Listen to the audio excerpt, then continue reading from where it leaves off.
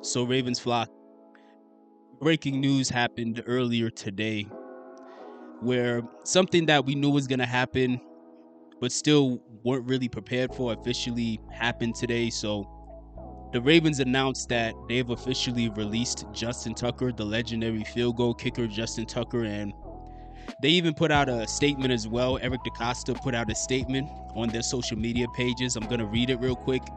And what they said was, sometimes football decisions are incredibly difficult, and this one is one of those instances. Considering our current roster, we have made the tough decision to release Justin Tucker. Justin created many significant and unforgettable moments in Ravens history. His reliability, focus, drive, resilience, and extraordinary talent made him one of the league's best kickers for over a decade. We are grateful for Justin's many contributions while playing for the Ravens. We sincerely wish him and his family the very best in this next chapter in their lives. So that was a statement officially put out by Eric DaCosta, the general manager of the Baltimore Ravens. And like I said a second ago, this is something that many of us saw coming, but nobody was truly looking forward to because it's the end of an era. It's literally the end of an era. There was two main things that many Ravens fans were anticipating this offseason.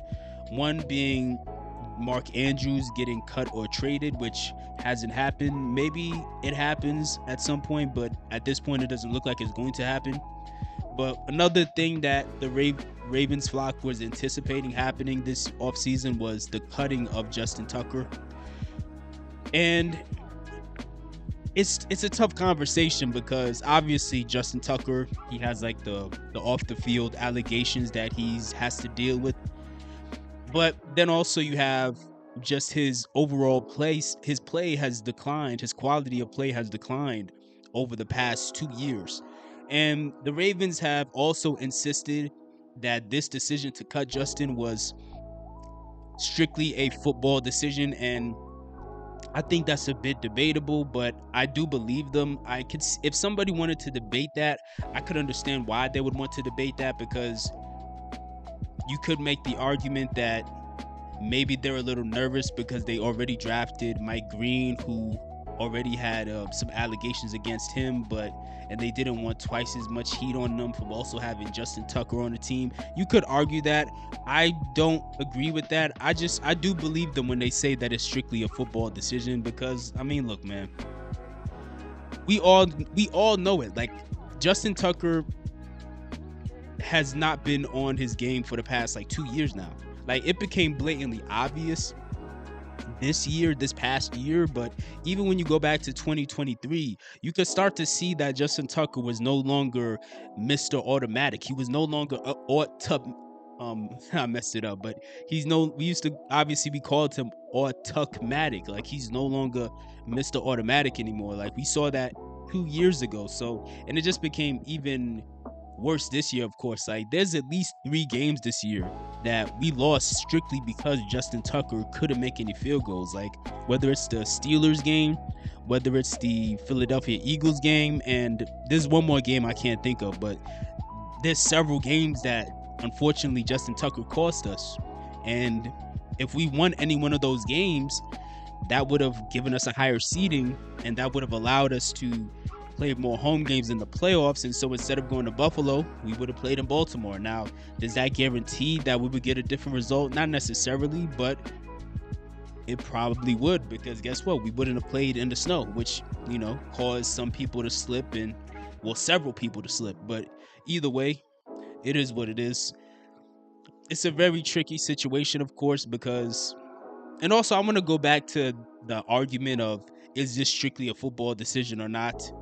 Again, I think it is, because even when it comes to Justin's the allegations against Justin, the allegations are claiming that the Ravens knew about this the entire time, and they're also claiming that the events happened between 2012 and 2016, which was literally the start of Justin Tucker's career. So essentially, you could argue that the Ravens did make this strictly based on it being a football decision, because if they truly knew that he was doing what he's accused of doing, they hid it under they swept it under the rug for a decade because he was just that good of a kicker, that elite. He's clearly a Hall of Famer. He's gonna be one of the I don't know if there's a field goal kicker in the Hall of Fame as of yet. I can't remember.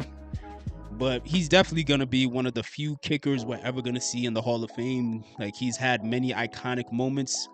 Like, there was like a 10-year stretch where we as Ravens fans were completely spoiled, where as soon as we got over the 50-yard line, we pretty much just knew, like, even if we don't score, it's pretty much a guarantee that Tucker got it. Whether it's 50, 55, 60, 66 yards, and on one hand, as Ravens fans, that makes us very grateful for the experience and the luxury of that. But on the other hand, you could argue that that kind of held us back in the long run. Like, I know that sounds crazy, but what I mean by that is when you see a lot of coaching decisions by John Harbaugh and the offensive staff, the offensive coordinators over the years, regardless of who the OC is, there have been many moments where it feels like we were playing unnecessarily conservative, and like we were pretty much just not trying to really win, not trying to really score, because we were just complacent and just over reliant on our field goal kicker Justin Tucker to bail us out of bad situations, which is not ideal. Like, I want us to have a killer instinct, and I think Justin Tucker at his peak definitely had a killer instinct, but at times I don't feel like this Ravens offense or the defense has truly had a killer instinct over the past 8 to 10 years. And maybe with the departure of Tucker, maybe that could ignite the offense and the defense and the coaching staff to develop more of that killer instinct, because now it's like you can't rely on that crutch that we've had for the past decade, who's always been able to bail us out, or at least always able to bail us out prior to the last 2 seasons.